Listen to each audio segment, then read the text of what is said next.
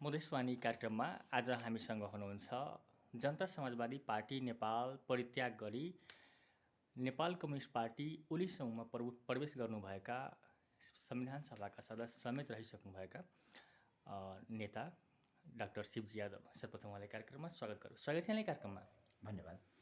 हजुर, जस्तै तपाईँ अब विगतदेखि तपाईँको राजनीतिक पृष्ठभूमि मधेस केन्द्रित राजनीति गर्नुभयो मधेसप्रति, तर अहिले जसरी अब जनता समाजवादी पार्टी नेपाल एउटा वैकल्पिक शक्ति बनिरहेको अवस्था थियो, अनि त्यस्तो अवस्थामा सिधै एकैचोटि अब विपरीत खेमामा जानुभयो। जसरी ओलीलाई जसरी मधेस विरोधी भनेर भनिन्थ्यो, किन त्यस्तो? यहाँले जुन भन्नुभयो अब सायद तपाईँले पुरै समेट्न सक्नु भएन।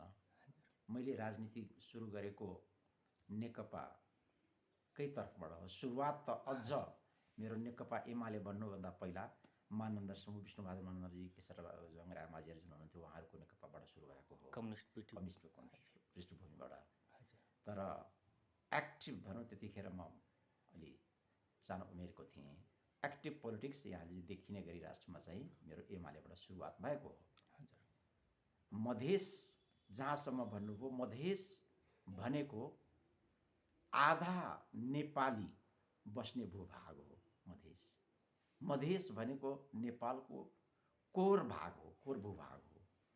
त्यसले गर्दा यहाँ जुन व्याख्या गर्ने गरिया छ र यहाँले जुन भन्नुभयो मधेस केन्द्रित तपाईँले त्यो गर्नुभयो, त्यो राजनीति हो। पछिल्लो समयमा जुन किसिमको यो देशमा राजनीतिक परिस्थिति सृजना भयो र देशमा एउटा विभाजनको रेखाहरू कोरिने खालको जुन वातावरण बन्यो, त्यो बेलामा संजोगले भनौँ मेरो चाहिँ नि भूमिका यसलाई कसरी जोड्न सकिन्छ, एउटा विभाजनको रेखा जुन कोरिया हो त्यसलाई चाहिँ कसरी समग्रमा फेरि एक ठाउँमा राजनीतिक यो जुन मुद्दा छ त्यसलाई सेटलमेन्ट गर्दै त्यो कोअर्डिनेट गर्न सकिन्छ भन्ने हिसाबले म त्यो ठाउँमा पुगेँ, त्यो दलमा पुगेँ जो चाहिँ त्यो धारको देखिन्थ्यो र त्यसबाट चाहिँ नि अधिकारका कुराहरूको चाहिँ नि माग भए जस्तो देखिन्थ्यो, हुन्थ्यो।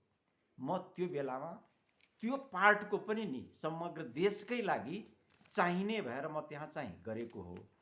मेरो राजनीति भनेको नेपाली जनता, नेपाल भूभाग, नेपाल यो देशको लागि, राष्ट्रियताको लागि, राष्ट्रियता मजबुत होस् भन्ने त्यसको लागि। किनभनेदेखि मैले आफू जीवनमा अध्ययन गरेका ठाउँहरू, त्यहाँका राजनीतिक व्यवस्थाहरू, संसार घुम्दा त्यहाँ देखेको जुन व्यवस्था हो, त्यो देश तब नै बलियो हुन्छ जब त्यो देशमा नागरिक त स्वतः आम नागरिक चाहिँ राष्ट्रभक्त हुन्छ नै, नेतृत्व वर्गहरू पनि राष्ट्रियताले ओतप्रोत भएको र सबैमा यो किसिमको राष्ट्रियताको भावनाले जागरुक गरायो भने त्यो राष्ट्र समृद्ध हुन्छ, समग्र हुन्छ। त्यही भएर म राष्ट्रियताको लागि, राष्ट्रको लागि नै म त्यो गरेको हो।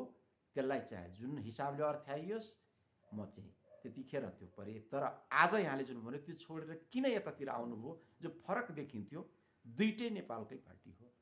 र अझ यो त मेन स्ट्रिम नै हो। त्यसले गर्दाखेरि यो मेन स्ट्रिम पार्टीमा अबको पालो अहिलेको जुन वर्तमान अवस्था छ, यो अवस्थामा फेरि यो लामो समयदेखि यो द्वन्द्वलाई एउटा त्यही अघि नै जुन हामीले कुरा गऱ्यौँ त्यसलाई अब त्यो व्यवस्थापन गर्दै जुन आएर एउटा शान्ति प्रक्रियाको चाहिँ अन्तिम चरणमा हामी पुग्न लागेका थियौँ, यहाँबाट फेरि डिरेल हुन लागेको जस्तो देखेर यसलाई कसरी अहिले जुन आन्दोलनरत पक्षहरू आन्दोलनमा हुनुहुन्छ र यहाँले जुन भन्नुभयो मधेस केन्द्रित दलहरू, अब त्यसलाई मधेस केन्द्रित नभनौँ, जसपा भनौँ। त्यो जसपामा मधेस मात्रै होइन, पहाडका मानिस, आदिवासी जनजाति सबै छन् भने चाहिँ त्यो जसपा लगायत अहिले माधवजी, प्रचण्डजी समूह, यिनी उहाँहरूले जुन आन्दोलन गरिराख्नु भएको छ यो चाहिँ राष्ट्रिय हितमा छैन। उहाँहरूको डिमान्ड जुन छ त्यो डिमान्डको परिपूर्ति निर्वाचनबाट जुन म्यान्डेट आउँछ, त्यो भएको संविधान छ त्यसलाई संशोधन गरेर त्यो गर्न सकिन्छ नै। त्यसले गर्दा उहाँहरूले जुन गरेको आन्दोलन हो, त्यो आन्दोलनले देशलाई एउटा अँध्यारो बाटोमा धकेल्छ भन्ने भिजुअलाइज गरेर म चाहिँ नि यो पार्टीमा प्रवेश गरेको हो, जसले चाहिँ अठोट लिएको छ शान्ति स्थापना गरेर हामी छाड्छौँ। हजुर, भनेपछि जसपा छोड्नुको अर्थ अब यो जसपाले आफ्नो मुद्दाबाट किनारा लागेको हो। जसपा साँच्ची भन्नुहुन्छ भनेदेखि जसपाको एउटा जुन छ, जसपा भन्नुभन्दा पहिलाका जुन त्यो दलहरू थिए, त्यो मिरर समग्र जसपाको, त्यो जसपा एक हुनमा त्यो मुद्दाहरूको मोटामोटी जो डिमान्ड थियो, मुख्य सङ्घीयता र गणतन्त्रको कुरो थियो, त्यो सङ्घीयता जुन छ त्यो चाहिँ आयो।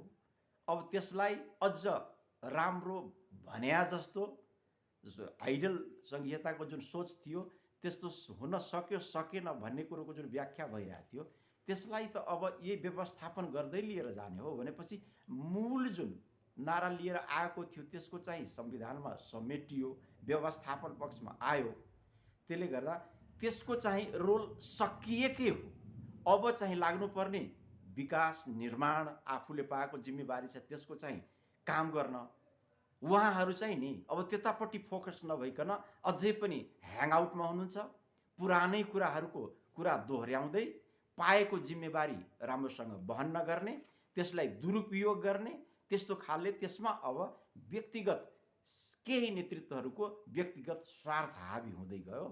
त्यसले गर्दा उहाँहरूको बिचमा एक किसिमको कचिङ्गल छ र उहाँहरू नि त्यसबाट नि मेरो आग्रह छ, किनभने उहाँहरूले पनि देशको लागि ठुलो एउटा चाहिँ नि समयमा योगदान दिनुभएका व्यक्तिहरू हुनुहुन्छ।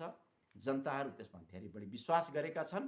त्यसले गर्दा उहाँहरूले पनि नि सही बाटो लिनुहोस् र यो शान्ति प्रक्रिया जुन छ त्यसलाई डिरेल हुन नदिनलाई उहाँहरू पनि जुन एउटा मेन स्ट्रिम छ यो देशको जनताको हातबाट कुनै पनि चिजको निर्णय हुने अहिलेसम्म त्यसरी नै हुँदै आएको हो।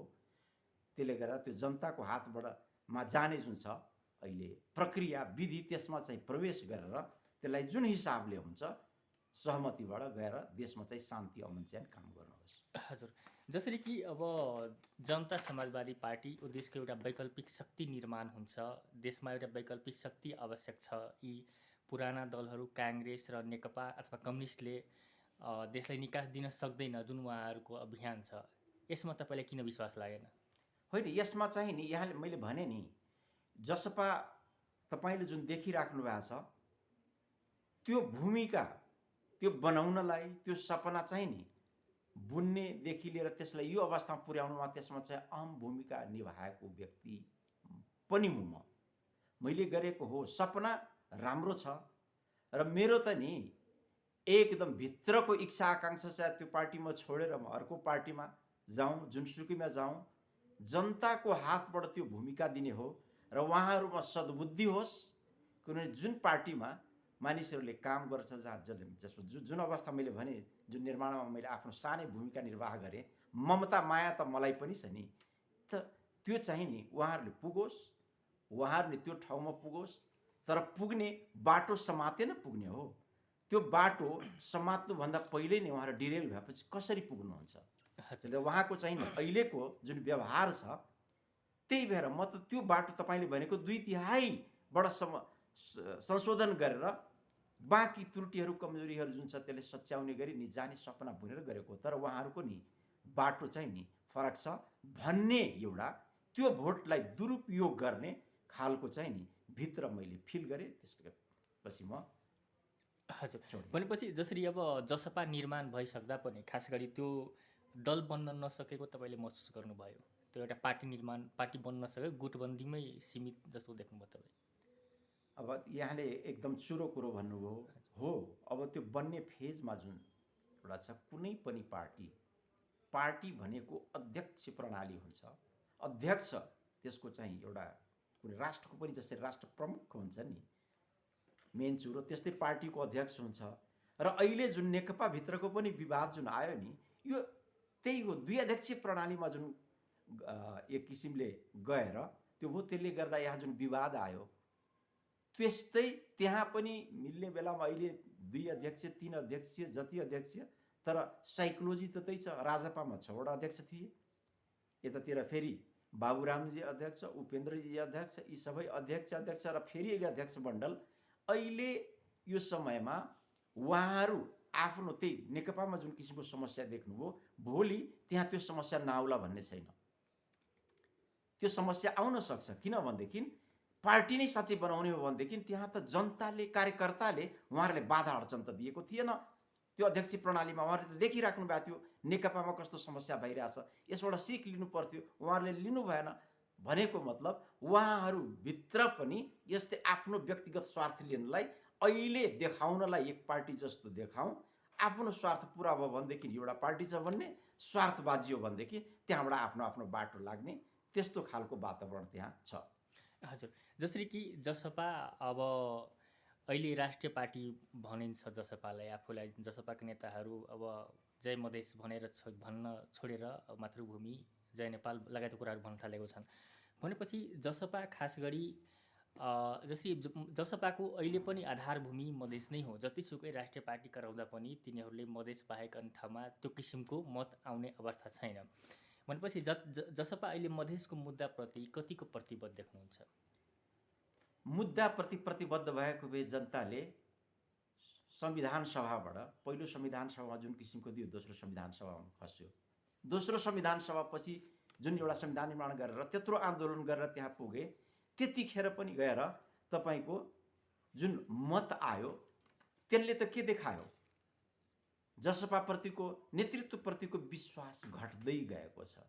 त्यसले गर्दा अहिले जुन मैले जुन भने नि, जुन किसिमको मुद्दा समात्ने एउटा तर काम गराई अर्को भएकोले यो चाहिँ नि तपाईँले भनेको जस्तो उहाँको सपना त्यो पुरा हुनेवाला छैन। किनभने हरेकले घरमा तपाईँ व्यवहारले मानिसलाई, घरको मानिसले नचिनी अन्तको मानिसले चिन्छ।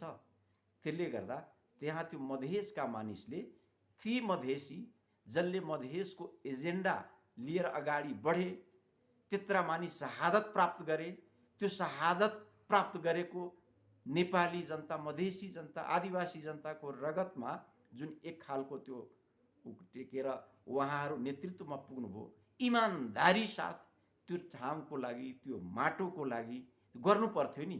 त्यो त जनताले फिल गर्ने हो।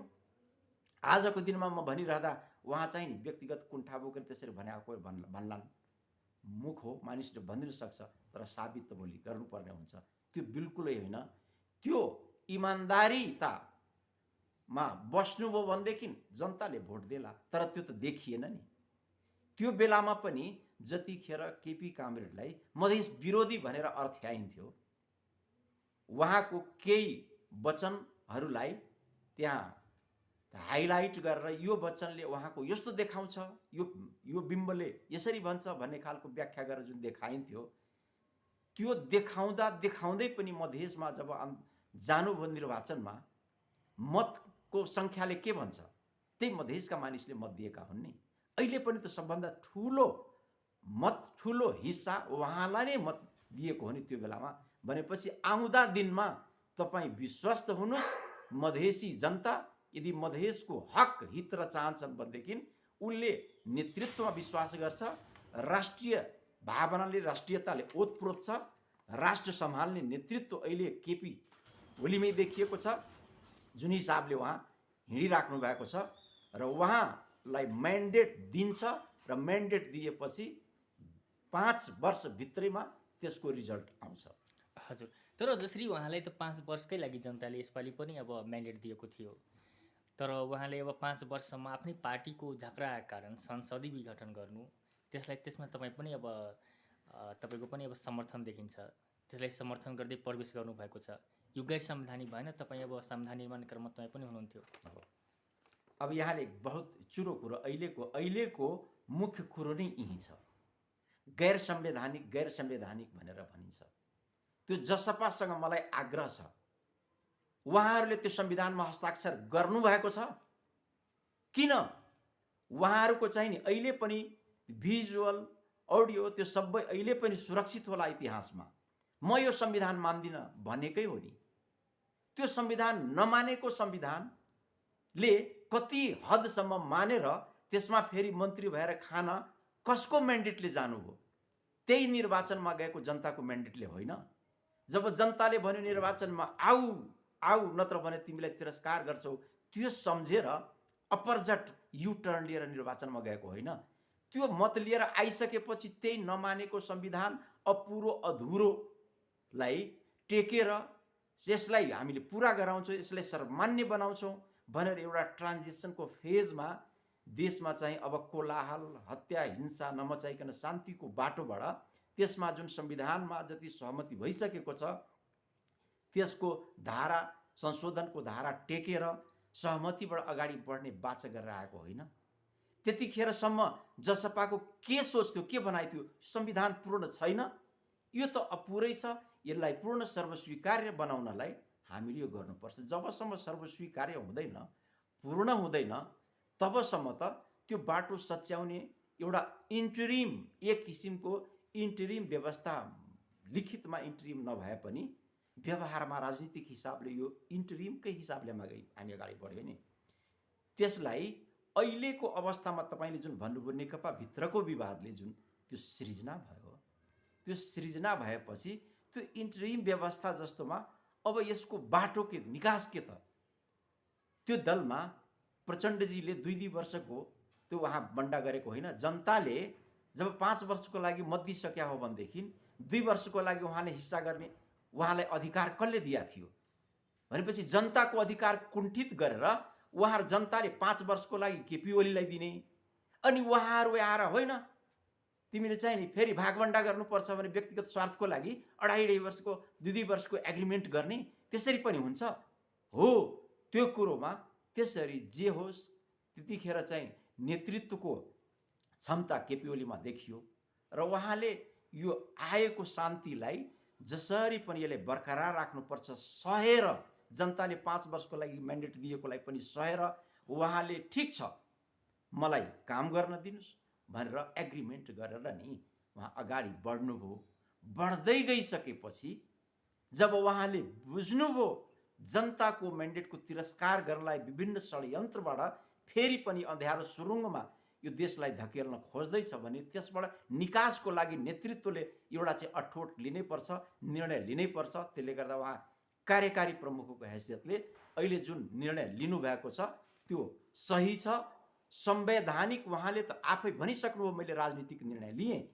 अब संवैधानिक यो इन्टरिम मैले अघि नै जुन भने अवस्थामा हिँडिरहेको जुन देश छ त्यसलाई सही व्याख्या भएको कुरोलाई कानुनी हिसाबले व्याख्या गर्ने सर्वोच्च अदालत छँदैछ, सर्वोच्चमा छँदैछ भनेपछि नि अहिले सडकमा आन्दोलन गरेर यस्तो गर्नुको तात्पर्य के उहाँ न्यायालय मान्नुहुन्न?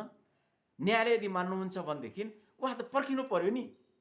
भनेपछि कानुन, न्याय, नियम उहाँहरूले नमान्ने जे कुरो पनि राजनीतिक उसबाटै भनेर हुन्छ भनेर भन्ने र प्रधानमन्त्रीजीले स्वयं यो कुरो अदालतमा जब छँदैछ त्यसले व्याख्या हुँदै गर्ला मैले राजनीतिक निर्णय लिएको छु, त्यसको व्याख्याको लागि त्यस जवाब त दिइराखेछ नि सरकारले।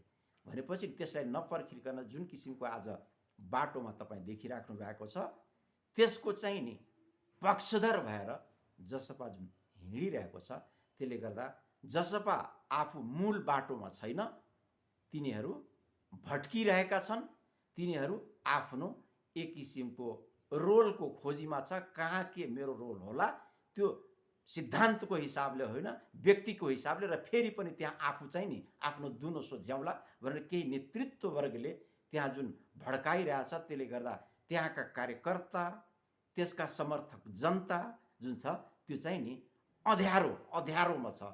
त्यसबाट अलिकति मैले चाहिँ उज्यालो देखाउनलाई म ठाउँमा आएर बेलैमा त्यहाँबाट निस्केर म केही चाहिँ देखाउनलाई मधेसलाई म चाहिँ अहिले हजुर बाहिर आएँ। अब जसरी संसद विघटन संवैधानिक कि असंवैधानिक त्यसको व्याख्या त सर्वोच्चले नै गर्ने हो। खास गरी तपाईँको विचारमा के छ, यो उहाँले यस्तो कदम चाल्नुपर्ने आवश्यकता थियो? यो कदम मैले अघि नै पनि व्याख्या गरेँ नि, उहाँ धेरै सहेर बस्नुभयो, धेरै कम्प्रोमाइजमा जानुभयो। अघि नै तपाईँले नै सोध्नु भन्नुभयो नि 5 वर्षको लागि जनताले म्यान्डेट दिएको थियो हो। संविधान सभा पनि नि यो देशको सबभन्दा ठुलो समस्या सबैको निर्केल थियो, थाई सरकार नभएकोले हामी विकास निर्माणमा चाहिँ पछाडि पर्यौँ। त्यसले गर्दा यस्तरी बुदाहरू बनाऊँ जसले गर्दा सरकार अलिक टिकाउ होस् भनेर हामीले बुदाहरू बनायौँ। तर त्यसको उल्लङ्घन त उहाँले नि, तपाईँ भन्नुहुन्छ भने त्यो दलले त्यतिखेर 2 वर्षको एग्रिमेन्ट गराएर त्यतिखेरै गरिसक्यो नि।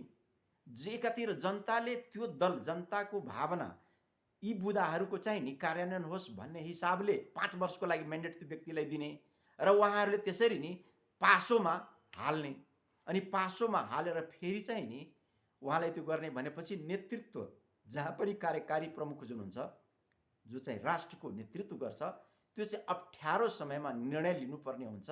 उहाँले त्यो अप्ठ्यारो समय आफ्नो निर्णय लिनुभएको हो।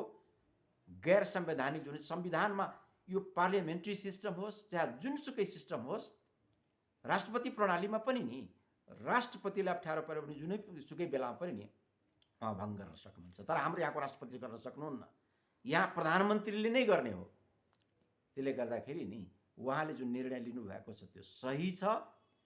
गैर संवैधानिक संवैधानिकको सर्वोच्चमा व्याख्या भइरहेको संवैधानिक इजलासमा व्याख्या भइरहेको कुरोलाई नि अब हामीले नि यसलाई नभनौँ, त्यो चाहिँ त्यसले निर्णय देला, त्यसले सबैले स्वीकार गरौँ। हजुर, अब जसरी यो निर्णयको विषयमा अब जसरी यस्तो अहिले प्रधानमन्त्रीलाई अप्ठ्यारो भयो, उहाँले भङ्ग गरिदिनु भयो, मानौ फेरि पनि चुनाव हुन्छ, चुनावबाट फेरि कुनै दलले बहुमत प्राप्त गर्ला अथवा नगर्ला, फेरि यस्तै अवस्थामा फेरि अर्को पनि प्रधानमन्त्रीले यस्तै समस्या भयो भने अर्को यो त एउटा नजिर बस्छ नि, जस्तो कि संविधानमा नभएको कुरा भयो। अब फेरि चाहिँ अर्को प्रधानमन्त्री आउँदा उहाँले पनि यस्तै अब आफूलाई अविश्वासको प्रस्ताव अथवा हटाउन खोज्यो भने विभङ्ग गरिदिने यो एउटा ट्रेन्ड बस्छ नि त। हेर्नुहोस्, जनताको नैसर्गिक अधिकार हो। अप्ठ्यारो अवस्थामा देश पुगेपछि निकास दिने जुनसुकै बेला होस्, निकास दिने हाम्रो हातबाट होस्। त्यो चाहिँ नि त्यो नै सबभन्दा डेमोक्रेसीको मूल मर्म हो। त्यसले गर्दा यहाँले जुन भन्नुभयो हामी त एउटा विकास देशको विकास निर्माणको लागि हामीले 5 वर्षीय परिकल्पना गऱ्यौँ, तर देशको एक्जिस्टेन्सको लागि जब देशको अस्तित्वको सवाल आउँछ, देश रहेन त्यसपछि तपाईँको विकास हुन्छ, कुनै पनि चिज हुन्छ, त्यस्तो बेलामा के फेरि हामी यो 5 वर्षको लागि हात बाँधेका छौँ भनेदेखि नि त्यो बिचैबाट देश डिरेल हुन थाल्यो भनेदेखि 5 वर्षसम्म बसिरहन्छ त। नेतृत्वको त्यही चाहिँ नि खुबी हुन्छ, उसको भिजन हुन्छ, अनि उसले चाहिँ नि जनतालाई जो चाहिँ सर्वोपरि छ त्यसको हातमा सुम्पिन्छ। त्यसले गर्दा त्यो परिकल्पना त 5 वर्ष विकास निर्माणको लागि एउटा होस् भनेर सोच हो। हामी त्यहाँ पुगेकै छैनौँ, पुगेनौँ। त्यसले गर्दा यसरी नि जुन व्याख्या गरिएको छ संविधानैलाई कुल्च्यो मिच्यो हो। हामीले म पनि एकदम साक्षी छु, त्यतिखेर सबै दल सहमत थिए 5 वर्षसम्म चल्नुपर्छ भन्ने इच्छा आकाङ्क्षा हो, त्यस हिसाबले लेखिएको हो। यसको मतलब यो होइन कि त्यो न्यूमा नि यहाँ अहिले देशलाई नि अप्ठ्यारोमा पार्ने। अब अहिले कुनै पनि किसिमको समस्या आयो भने जिम्मेवारी त नेतृत्वले लिनुपर्छ नि। त्यो नेतृत्वले ल है बेला आयो, अब चाहिँ अप्ठ्यारो उसमा जाँदैछ, तपाईँ निर्णय गरिदिनुहोस्, नत्र भनेदेखि यहाँ चाहिँ देश फस्न सक्छ भने जनताको हातमा गइसकेपछि अब त्यहाँ त उसले आफ्नो जिम्मेवारी, केपी कामरेडले आफ्नो जिम्मेवारी निर्वाह गर्नुभएको छ। कार्यकारी प्रमुखको व्याख्या भएर आउँछ, जे आउँछ अदालतको, त्यसपछि देखिन्छ निर्वाचनको पक्षमा निर्णय भयो, निर्वाचन हुन्छ नै। तर कार्यकारी प्रमुखले घोषणा गरेको निर्वाचन छ ऊ त प्रतिबद्ध छ, विश्वस्त छ, निर्वाचन हुन्छ, निर्वाचन गराउँछु, यही नै सही बाटो छ भनेपछि नि उहाँले के भन्ने, उहाँ त आफ्नो हिसाबले नि भन्नु पनि त्यही हुन्छ, गर्नु पनि त्यही हुन्छ। सर्वोच्चको निर्णय पर्खौँ, त्यसको निर्णय के हुन्छ त्यसपछि न अरू केही गर्ने हो। अनि आजै चाहिँ सडकमा यसरी तोडफोड, आगजनी, हत्या हिंसा गर्न सुरु गरिदिने, यसरी देशलाई कहाँ लग्छ? हजुर, अब जसरी निर्वाचनको मिति तोकिसकिएको छ र प्रधानमन्त्री यसमा ढुक्क हुनुहुन्छ कि निर्वाचन उहाँकै पक्षमा अदालतले निर्णय दिन्छ भनेपछि अब निर्वाचनको लागि कम्तीमा त मिनिमम 120 दिनको समय चाहिन्छ निर्वाचन आयोगको जुन एउटा ऐन अनुसार। तर अहिले अब त्यत्रो समय त देखिँदैन। अब माघ सकिन लाग्यो, फागुन चाहिँ 3 महिना जति बाँकी छ, 3.25 महिना। सम्भव छ त यत्रो कम समयमा निर्वाचन? संविधान सभापछि जुन किसिमको निर्वाचनको परिकल्पना नयाँ उसमा हामी गइसकेका थियौँ, त्यत्रो स्थानीयदेखि लिएर प्रदेश त्यो सबैको निर्वाचन गर्नुपर्ने थियो, नयाँ अनुभव थियो। त्यो बेलामा जाँदा पनि नि एक किसिमले यस्तै अप्ठ्याराहरू देखिन्थे, भयो नि निर्वाचन। त्यसले गर्दा हामीसँग धेरै अनुभव पनि भइसकेको छ, निर्वाचन आयोग सक्षम पनि छ, अनुभव पनि बटुल्या छ, प्रविधिको विकास भइसकेको छ पछिल्लो समयमा धेरै। त्यसले गर्दा 2 फेजमा जसरी त्यो घोषणा गरिएको छ। बिल्कुल सम्भव छ यसमा चाहिँ नि ढुक्क भएर बसे हुन्छ। र यस्तो परिस्थिति आयो भनेदेखि त कतिपय कुरो हामीले नि एक्स्ट्रा इफोर्ट लगाएर पनि गर्नुपर्ने हुन्छ। त्यसले गर्दा निर्वाचन नै अन्तिम विकल्प हो। त्यसले गर्दा निर्वाचन जनताको हातको मत जुन छ नि त्यो चाहिँ अन्तिम विकल्प हो। संविधान सभामा नि त्यसमा जान सकेन नि, त्यतिखेर सबभन्दा भुल त्यहाँ भएको हो। संविधान सभाको सर्वसम्मत बनाउनलाई जुन जनमत सङ्ग्रहको प्रावधान थियो त्यो त त्यतिखेर नि कुल्चेर मिचिएर चाहे जोसुको होस् दलहरू एउटा नभएर अगाडि बढ्यो। अब त्यसको नेतृत्वले त्यसको चाहिँ इतिहासमा जवाब देला। तर त्यहाँ त त्यो बाँकी रह्यो नि। यदि त्यो फेज पनि हामीले पार गरिसकेको भए सायद आजको यो दिन आउने थिएन। भनेपछि त्यतिखेर जुन किसिमले एउटा विधि पुर्याएर अगाडि बढ्यो र यसरी अब शान्ति भइहाल्ला भन्ने खालको जुन एउटा सोच थियो त्यसमा बाधा तैले देखियो नि। हो, त्यसलाई चिर्नलाई एटलिस्ट त्यो गल्ती अब नदोहोरियोस्, जनताको हातमा जाओस् र त्यही संविधान भएकै संविधानको प्रावधान हुन्छ त्यसैबाट अब चाहिँ नि अगाडि बढोस् भन्ने सोचले जनतामा गएको छ। यसमा सबैले साथ दिनुपर्छ। जनताभन्दा माथि कोही पनि छैन। हजुर, अब हामी खास गरी मधेस केन्द्रित कुरा गरौँ। खास गरी त तपाईँ अब मधेस केन्द्रित दलमा हुँदा संविधान संशोधनका विषयमा तपाईँहरूको जुन एउटा अड्डान थियो, ओलीलाई मधेस विरोधी हुन् भनेर नारा लगाउँथ्यो। तर खास गरी अब जसरी तपाईँहरू अब विगतमा उहाँका विपक्षमा अथवा संविधान संशोधनका पक्षमा जुन कुरा गर्नुहुन्थ्यो, अहिले तपाईँ खास गरी ओलीप्रति आकर्षित हुनुको कारण के चाहिँ? कसरी आकर्षित हुनुभयो? तपाईँले मैले भने नि ओलीप्रति आकर्षित होइन कि म चाहिँ नि त्यो नेतृत्व, उहाँमा जुन नेतृत्व गर्ने क्षमता छ, उहाँले राष्ट्रियताको जुन एउटा लागि अडान छ, त्यसलाई भिजुलाइज गर्ने उहाँमा एउटा जुन शक्ति छ, त्यो नेतृत्वको क्षमतालाई मैले नि विश्वास गरेर यो बाटोमा हिँड्यो भनेदेखि आफू पनि केही जान्न सकिन्छ, बुझ्न सकिन्छ, योगदान दिन सकिन्छ भनेर मैले विश्वास गरेर त्यो गरेको हो। किन भनेदेखि आज केपी ओली हुनुहुन्छ, भोलि अर्को कोही होला नेता देशको, जसको हातमा जुन छ त्यसको चाहिँ भिजन नि राष्ट्रप्रति क्लियर हुनु पर्यो र राष्ट्रियताले ओतप्रोत हुनु पर्यो। त्यो राष्ट्रियताभित्र मधेस पनि पर्छ, पहाड पनि पर्छ, हिमाल पनि पर्छ। उहाँलाई जुन किसिमले त्यतिखेर मैले भने नि दलीय हिसाबले दलको आफ्नो जुन एउटा एजेन्डा थियो त्यो हिसाबले अर्थ्याइन्थ्यो। त्यतिखेर म जुन दलमा थिएँ मैले भने त्यतिखेर पनि म थिएँ। सायद मलाई नि तपाईँले भने जस्तै नि म अब त्यतिखेर भन्न सकिनँ अथवा जे होस्, दलको चाहिँ त्यो थियो, व्यक्तिको पछाडि लाग्ने होइन, ऊ त आफ्नो दलीय हिसाबले त्यो विचार राख्ने न हो। हजुर, अब जसरी संविधान संशोधनका विषयमा तपाईँहरूले बारम्बार आवाज उठाउनुहुन्थ्यो र प्रधानमन्त्रीले आवश्यकता र औचित्यको आधारमा भन्नुहुन्थ्यो। तपाईँ जस्ता नेताहरू, बौद्धिक नेताहरू, मधेसका प्राय अब जुझारु युवा नेताहरू पनि नेकपामा अथवा ओली समूहमा प्रवेश गरिरहेको अवस्था छ। संविधान संशोधनका लागि उहाँलाई आवश्यकता र औचित्यको पुष्टि गर्न सक्नुहुन्छ तपाईँहरूले कहिलेसम्म गराउनुहुन्छ? केपी कामरेडले आवश्यकता र औचित्यमा संविधान संशोधन हुन्छ भने जुन शब्द छ त्यसबाट कहिले पछाडि हट्नु भएको छैन। उहाँ अहिले पनि हुनुहुन्छ र त्यही उहाँले आवश्यकता महसुस गरेर 2 बुँदे सहमति तत्कालीन समाजवादी पार्टीमा म जुन थिएँ त्योसँग नि सहमति गरेर उहाँ चाहिँ नि सरकारमा पनि ल्याउनु भएको थियो। तर त्यो चिज चाहिँ नि पुरा हुन सकेन, किनभने त्यतिले मात्रै सबै पुरा हुँदैन थियो। फेज वाइज उहाँ चाहिँ नि अगाडि बढ्दै हुनुहुन्थ्यो, समय लाग्थ्यो, समय लागिरहेको थियो, त्यतिखेर वातावरण बन्न सकेन र त्यो कुरो त आज आएर टड्कारो देखियो नि। उहाँ त जुन दलमा हुनुहुन्थ्यो त्यो दलभित्रै नि यस्ता किसिमको कचिङ्गल रहेछ। उहाँ चाहिँ नि यो सबैलाई म सल्टाएर यो देशको तपाईँले भनेको यी जुन छ नि यी मधेसका मुद्दाहरू जुन छन् जो यसरी मुखरित भइरहेको छ यसलाई म संशोधन मार्फत गरेपछि त टुङ्गै लागिहाल्छ। किन त्यस्तो विपरीत अवस्थामा पनि सीके राउतलाई उहाँले मेन स्ट्रिममा ल्याउनु भयो नि। सीके राउत कस्तो किसिमको उहाँको चाहिँ अभिव्यक्ति र कस्तो किसिमको व्यवहार थियो मानिसहरूले के बुझ्थ्यो होइन। तर त्यसलाई पनि नि उहाँले ल्याउनु भयो नि भनेपछि उहाँ आफ्नो तर्फबाट गर्दै हुनुहुन्थ्यो र उहाँ विश्वस्त हुनुहुन्छ, आवश्यकता महसुस गर्नुभएको छ उहाँले औचित्य र उचित समयमा उहाँले संशोधन गर्नुहुन्छ। संशोधन गर्ने बेलासम्ममा उहाँको हातमा सत्ता रह्यो भनेदेखि त्यो संशोधन गरेर हामी गर्नुपर्ने अधिकारले हामी सबै हातले देश निर्माण गर्ने भनेर एउटा विकास गर्ने हो मधेस, त्यसको चाहिँ नि अनुभूति तपाईँले पाउनुहुनेछ।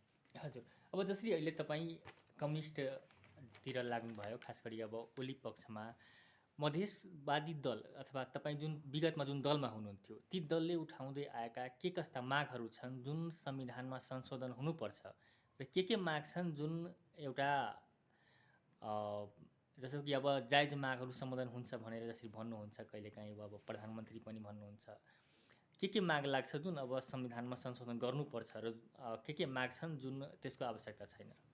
अब हेर्नुहोस्, अब त्यो यहाँले जुन भन्नुभयो नि दलीय हिसाबले अब यी सब कुराहरू जुन भइरहेको छ, सबभन्दा चुरो कुरो भनेको त अधिकारबाट वञ्चित राज्य कोषमा हिस्सा लिन नपाउने जुन कुरो थियो त्यसमा त भइ नै हाल्यो।